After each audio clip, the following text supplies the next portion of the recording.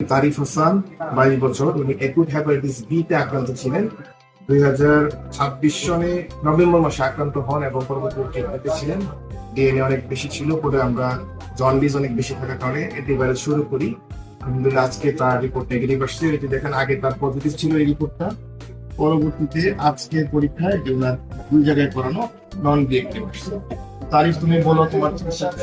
আলহামদুলিল্লাহ, আমি তারিফ হাসান। গত 22 নভেম্বর আমি হঠাৎ করে পেট ব্যথা এবং জন্ডিসে আক্রান্ত হই। স্যার শরণাপন্ন হই। স্যার পরীক্ষা দিচ্ছে, পরীক্ষা করে স্যার এসবিএসইজি পজিটিভ পাই। তখন স্যার অ্যান্টিভাইরাল ওষুধ দিয়ে বিড়াল 0.5 শুরু করেন।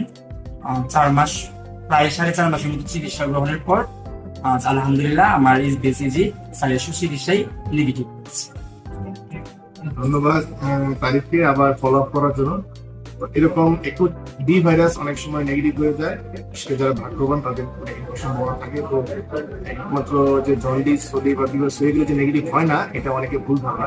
একুট হেপাটাইটিস বি অনেকাংশে নেগেটিভ।